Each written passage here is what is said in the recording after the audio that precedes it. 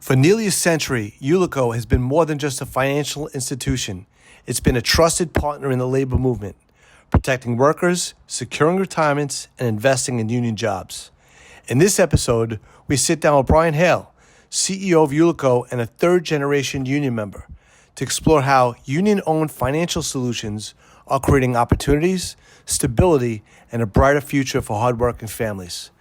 Join us for an eye-opening and inspiring conversation on the power of solidarity, smart financial planning, and union-driven economic growth. Tune in, get inspired, and learn how Ullico is shaping the future of union workers everywhere. Hello, friends, and welcome to the Union Labor Advisory Network. I'm Mike Fina. Today, I'm extremely proud and privileged to be with Brian Hale, President and CEO of Ullico, with us today to learn a little bit more about his background, history, and experience, and understand what's going on with Ullico. So, Brian, thank you so much for joining us today. I appreciate your time. Hey, Mike, thank you for having me. Big supporter of ULA, always have been, always will be. Love the work you're doing, and thanks for having me on to let me talk a little bit about Ullico. Absolutely. So, Brian, again, your history, third generation, coming from the laborers union. Could you give us a little bit of background? So, how you got started and to where you are today? I'm obviously CEO of Ullico, so it's very impressive, and I'm sure you can inspire some others with your story. Yeah, well, I don't know if it's inspiring. I think some of it's luck, some of it's hard work, some of it's just being in the right place at the right time. But it all starts with the foundation of having a good family. I grew up in a union household, and there's no better household to grow up into because you learn a work ethic, you learn responsibility, you learn all those things. But I also had the benefit of seeing my grandfather who ran a local union, my father who ran the local union. I would see them from a young age. If we were at church, if we were going to the grocery store, if we were going to have a hamburger at the little hamburger joint in my hometown, I would see people come up to them and kind of pull them aside and ask them. And it was like a very serious conversation. I can remember this so vividly in my mind, these serious conversations where men and women would come up and be asking them questions. And it was usually a union member or it was somebody looking for a job who was on a hard spot in their life. And I remember my grandfather and my dad saying, come by Monday morning, let's get you on the list. Let's get you out to work. They just were problem solvers. They were leaders in the community, not because they were the richest guys in the community, but because they always had their hand out to help somebody. They wanted to grow their union. They wanted their union to have an impact on local communities. And I saw that. And I think fast forwarding, I got to work in the union, loved it. I wanted to stay there forever. But then this opportunity kind of arose. My predecessor, my mentor, Ed Smith, pulled me aside one day and asked me to come to Ullico. And he knew my background working in the labor movement, but he also knew that I'd taken a little bit of a different route. I was going to go to law school. I thought law school would be a great way to be a great labor leader one day, to understand how we negotiate contracts and things like that, represent working people. And actually, the attorney that we used in my local gave me a book on the power of corporate affairs and capital stewardship. And he said, you know what? The labor movement has a lot of great leaders. Some of them are attorneys, but they don't have anybody who's got the business acumen, and there's so many dollars at stake here. Why don't you think about getting your MBA? I went and got my MBA, and just as stars aligned, Ed Smith rose into this role at Ullico, and he said, hey, Brian, you'd be a perfect fit to come to this company and help me get this thing, get it going and meeting its full potential.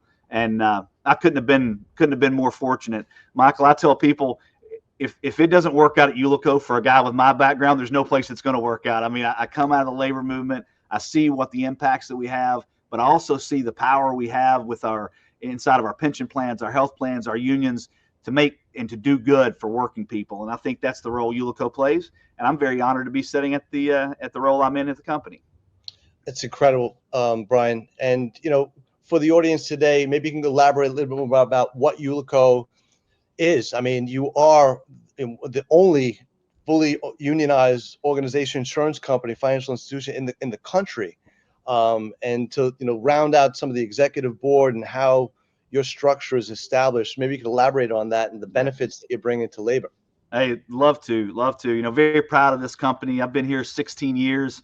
I first learned about this company in the early 2000s when I was in college, and I saw this company. I thought, wow, that's kind of interesting. But coming full circle to be working for Ullico and serving this board of directors is truly an honor, because we are very unique. There are other union-owned entities in America that do a great job, and they're our friendly competitors. But we're pretty unique in that we're a multi-asset diversified financial services company. We have 2 insurance subsidiaries and we have a registered investment advisor. So we touch many aspects of what unions do every day through our insurance or our investment products that we provide.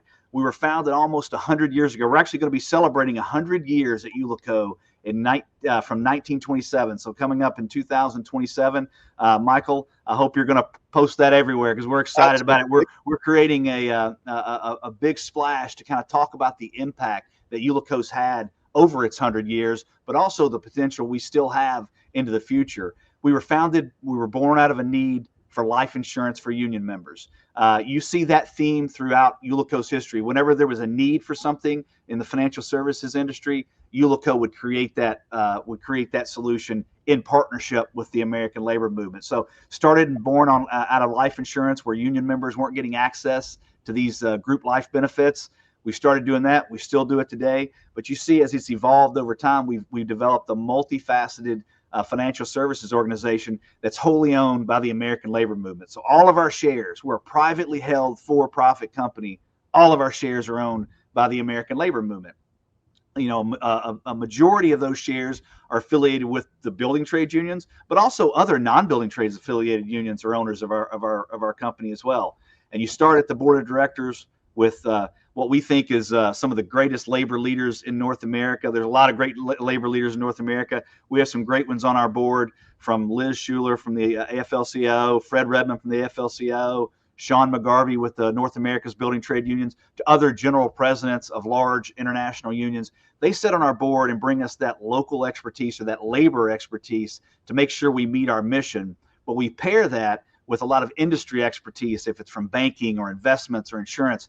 And you see that collaboration of labor and business come together at our board and help set the agenda for what Ullico is. And it's great. And that ripples down into the management of our organization. Me as a 3rd generation union member, we have other people that have union backgrounds here at this company. But then there's a lot of people here. We are a lot of actuaries and underwriters and portfolio managers that really may not have come from a union background, but when they hear the story and they see the impact they can have for the American labor movement and the working people of America, they kind of adopt that mission. And when it all works, it's a beautiful thing. And I think that's what we're proudest of at Ullico is we bring the best of business and the best of labor together to create something really special. Brian, I look at it, and it's a mission-driven organization, to really support the livelihood of members and their union and their families.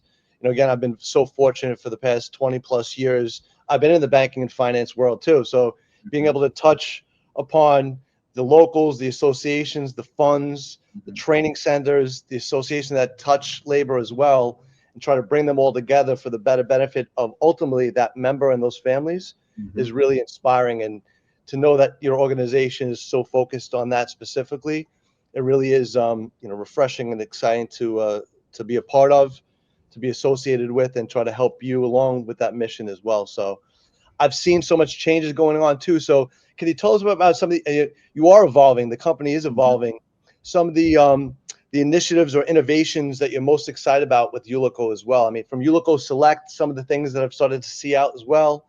That's been, rolled out. I've seen some marketing efforts there. Maybe you can elaborate on that for us. Yeah, absolutely. We're doing a lot of things at Ullico. Over that 100-year history, you've seen us diversify from a life insurance company to having a property and casualty division, to having a registered investment advisor. But what we see is our affinity is by far our most valuable asset. It may not show up on a balance sheet anywhere, but it's the most valuable thing that we have. And what we have to do is serve that affinity and find a way to monetize it appropriately for our shareholders, which is the American labor movement, but also create those collateral benefits if it's job creation or protecting unions or protecting union members, growing unions, et cetera. So we're always looking for ways to diversify our business and grow. One of those, as you mentioned, was Ullico Select. Ullico Select is really our direct to union member channel for Ullico. We do a lot of things. The vast majority of our business at Ullico is institutional, meaning we're selling to unions and to pension plans and to health and welfare plans and to training funds and et cetera, those kind of things.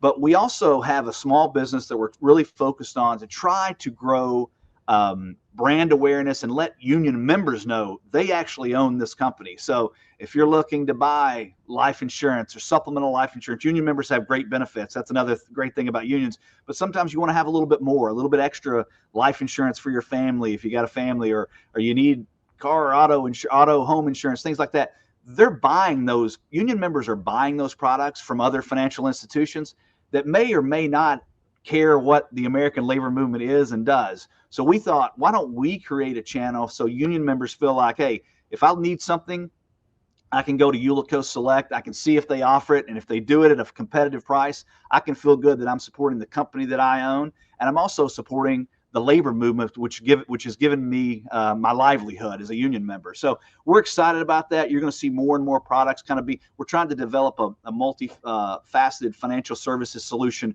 for an individual member. That's what Ullico Select is going to do. We're very excited about that, but we're also extremely excited about the things we're doing on the institutional side.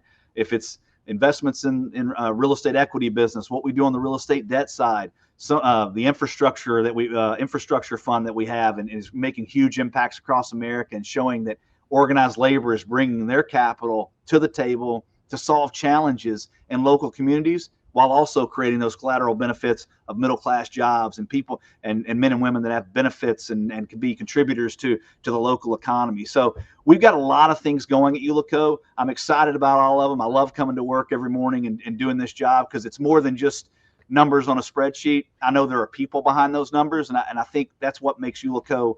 That's the extra step we take. We want to make sure we know we're having impacts on people's lives with the products and services that we offer. So we need to do it best in class and make sure we continue to meet our mission. So lots of exciting stuff, Michael, on the insurance side, the investment side, and also that individual member channel that we're doing with Ullico Select.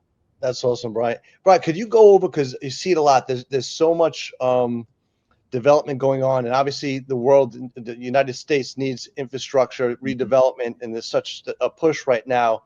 And there's also a shortage of skilled trade workers. There's a big push for apprenticeship opportunities.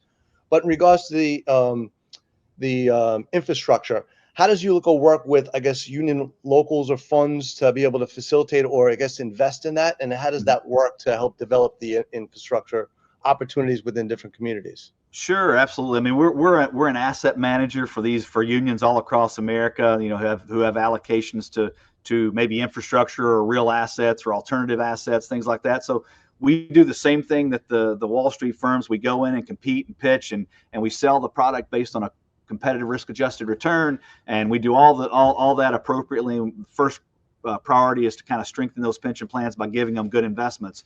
But the rest of the story is we also, whenever we're looking at projects in local communities, one of the first calls we're going to make is to the local building trades to say, hey, there's a project in the works. Because here's the thing, like, the local building trades has a great mechanism that I don't think we talk about enough, that supplies skilled labor to complex assets that are being built. I would rather not just go down and stick a shingle out and say, hey, anybody who can pour concrete, come here. Anybody who can do it. I'd rather be able to call a one-stop shop at a union hall and say, hey, I need 25 men or women tomorrow who have these skills in order to do this project. And I think that's our job at Ullico, as well as an owner, with talking about our co-investors that we're investing in these large-scale products, is talking about the value that labor brings to solve that problem around skilled tradespeople to build these projects. So first call we're going to make is to the local building trades. The other benefit you have is the local building trades leaders of all these unions, they're community leaders. As I talked about my own father and my grandfather earlier, they're the guys that got the men and women who get stopped at the restaurant at night asking questions. Hey, what's going on here? What's going on here? They're local leaders, so they have great political relationships, and they can go and be a voice with us to say, hey, organized labor would like to bring their capital to the table to solve an issue that this municipality is facing around infrastructure. We'd like to bring our capital to the table. We'd also like to bring the people that we represent to build this project and make sure it's done safely, on time, and on budget. And when you get that tripartite relationship of the owner, of the labor, of the contractor, all coming together and being on the same team, you really can achieve so much. I think that's what we do. We're giving labor's capital a voice in infrastructure, but we do it in real estate debt. We do it in real estate equity. Anywhere we're investing, we like to make sure that everybody's at the table, and we're going to first and foremost make good investments that achieve that good risk-adjusted return, but we're also going to have the collateral benefits of creating middle-class jobs for union members.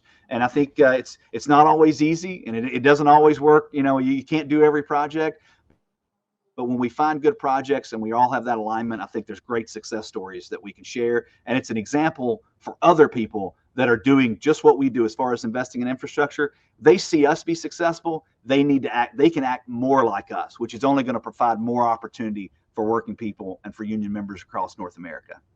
That's great, Brian. And me living in New York, coming out of Brooklyn, looking at some of these particular airports and the infrastructure and the redevelopment that goes on and how Ullico is affiliated and associated with that, and looking at the larger contractors associations, the building and construction trades in collaboration with Ullico and other investment firms to be able to say, hey, we need to hire from within the pool and then see these jobs. I mean, they're doing some open houses or job fairs right now to say, we need staff. We need to get you guys into this apprenticeship.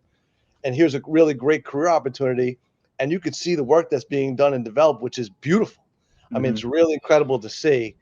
And I'm just always happy because I was in Florida at a labor management conference just recently. You're landing in and you're seeing all the hard hats with the different locals and the local organizations. I'm like, I know this guy. I know this guy. It's great. That's right.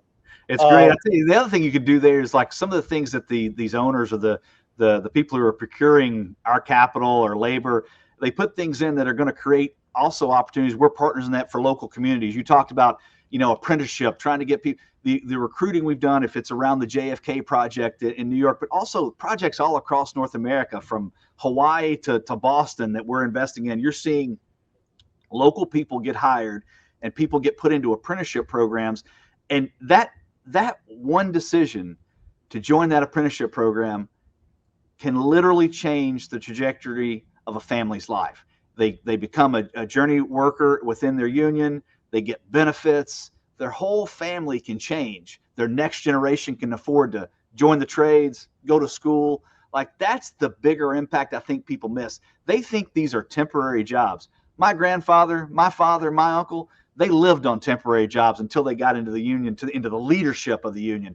A temporary job, as a building trades worker, you may have 4 or 5 different W-2s in a year, but you stretch that together and you have one career over a lifetime that has pension, that provides health insurance for your family, that provides life insurance in case something happens to you, that provides all these benefits to kind of maintain that middle class lifestyle. People undersell that and don't truly understand it in America.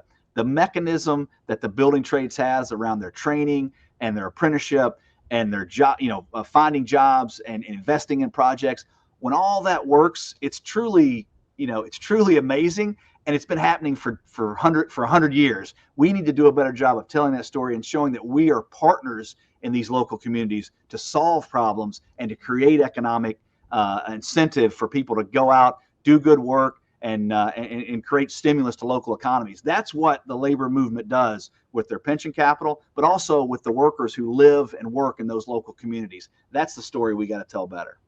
Right, it's great. And again, it's really refreshing because I've had the really good fortune of having this particular platform to meet so many different inspiring union members and understand from different trades, even on the public sector and the municipalities, what these careers look like. And we talked about a little bit earlier today too, is if you're in the building trades and working for, a city or a municipality, that's like the golden ticket. You're not going to get 10, 3 or 4 different, 1099s and W2. You have a steady paycheck forever. The city's not shutting down. You're going to be working through the local on these particular jobs. Where I came from, Michael, it was, you could get on, like we had my home local, Vanderbilt University. So that was we organized Vanderbilt University. The big one I'm from Tennessee. That's where the Southern accent, especially as I get emotional and get excited, that comes out even more. But the Tennessee Valley Authority, which I think is one of the greatest models of tripartite relationship. TVA is the owner with their contractors and their direct relationship with labor. Massive amounts of work, unbelievable local economic stimulant. But in my home local, it was like you work construction, or you work, some heavy highway or whatever order you work. But if you could get on at TVA, get on like annuals, what we call it, that meant you were no longer doing those individual projects, contractor, but you saw a pathway. You can make it either way, but exactly, there's so many opportunities. People think of them as temporary jobs. I know people that went on to projects as apprentices, and they graduated their apprenticeship, became journey workers, and worked there for years because these are some of these are massive civil projects that take years to build. That's not you're not building a house in 18 months. You're building giant civil projects, infrastructure assets, large commercial projects in these cities. They take time, and you can build careers that way. So, and if you have the skills to do it, and you develop, your skill set, and you show up to work, which our members do, again, you can create a great career that way. And we're proud to be a small part of it with what we do at Ullico. Same here, Brian. And I just want to thank you for all that you do, what your organization does, Ullico as a whole, the diversification and all the additional products that you're really pushing out now and really educating. And through social media and some of the other platforms now, it's really highlighting and showcasing the work that labor is doing. Again, we've talked about this earlier too, is like, we need to PR and market and show the power of what labor can do in communities as the collaboration with some of the best in class signatories and those hardworking members that are living in our communities to make these things happen. So it's just really awesome to see. And I see a big, resurgence of things happening. And, I'm just proud to be associated and work with organizations like yourself to collaborate and find ways to, promote and drive more value to ultimately those funds and those pensions that will be the future retirement plans for those members and, down the line. So I just want to thank you. Hey, no problem. Thank you. Yeah, absolutely. It takes a lot of people to make this all work. A lot of institutions and organizations. We have a great thing going though. We just got to continue to grow it and continue to support it. And I think we'll meet even more of our potential as a labor movement and Ullico and as ULA. So we're excited about that. Awesome, Brian. Question for you. I want to thank you. What advice would you give to young union members who are passionate about making a difference in labor leadership and financial advocacy? Hey, first off, if you're a young labor union member or labor leader even who's passionate about it, that's the first step. You got to have passion. You got to be excited. You got to want to grow and learn and do more. My advice would be what my father told me, what Ed Smith told me, what any great leaders told me is learn as much as you can, soak up as much information you can, talk to as many people as you can, and what you learn and take in, share it with others. Be a supporter. Be a positive person. If you're positive and you're learning and you're engaged, you bring an energy to the table that people want to be around. So I think if you have that passion, that's the first step, and you want to be good at it. You can take this labor movement. It can take you in all kinds of different roads. And even like somebody like me, who I never dreamt I would end up at Ullico.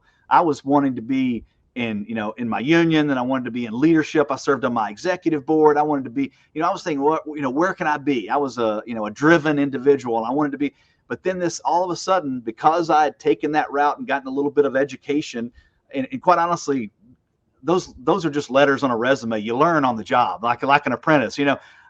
I was dangerous. I could take tests and pass tests to get my degree in finance and get my MBA, but I really got my business education when I came to Ullico and I started practicing it. So as a young member, get involved, serve, volunteer, be engaged, be around unions, find a mentor, things like that. That's what served me so well. And, it was a circuitous path to get to where I am, but I don't think it was all luck. I think I did the things I had to do to get noticed, and people thought, he's a good guy. I want to bring him to the table. I want to spend some time with him and hear what he has to say. That can happen for anybody. Because Michael, as you know, I'm not the smartest guy in the world, but I work hard. I show up. And I think if you do those two things, people want to be around you and they want to give you an opportunity. And in the labor movement, especially, if you do that, I think labor leaders really want to find people who are passionate, who show up, who do their jobs and want to be contributors. I think that's the secret to success. It's not being the smartest. It's just working hard and being present and learning as much as you can and making those connections. I think that would be my advice. That's incredible. And I'm going to follow that advice. I try to do that every day too. I mean, I do have the passion, love, and really support, because this has been my family for the past 20 plus years. And to learn and be that sponge as well, learning from each individual, trade. And again, if I could do it all over again, I would have my union card in one of those trades, because then I know how to use my hands and I could do that for the rest of my life. So, at 51 right now, it's just like, maybe I might have lost the thing, but I'm doing my part the best I can to be as big as an advocate and supporter of these particular career opportunities and the work of union labor within our country. So I'm excited to just to have you on, Brian. So I appreciate the time Yeah. and all that you're doing. And want to thank you for coming on today. Hey, thank you, Michael. Keep up the good work. Yeah, you're a model of the enthusiasm, the excitement, and I think that's good. I think we need more of that, and I think we all need to pull together over these next few years and tell our story, and also continue to do the work. And let's give working people a voice. I think that's part of our job at Ullico, part of our job at ULA. It's obviously the job of labor leaders, and if we do that, I think everything is going to be. We got some great years ahead of us. I'm excited about it because the American labor movement's been around a long time. We're going to be around a long time in the future, and Ullico is going to be a big part of supporting it and making it grow. So thank you for giving me the opportunity today to talk with you, Michael. I appreciate it, and best of luck on all you're working on at ULA. Thank you, Brian, and look forward to seeing you soon, future conference and other events. And whatever you need from us, we're here to help distribute that information. And again, thank you for all your support. Will do. Thank you, Michael. Thanks, Brian. I'd like to thank all our sponsors for helping to build and promote the ULA network. It is because of you that we're able to support, educate, and promote informative content relevant to labor. Please subscribe, like, and share our channel and media. I'd like to thank you all for your support.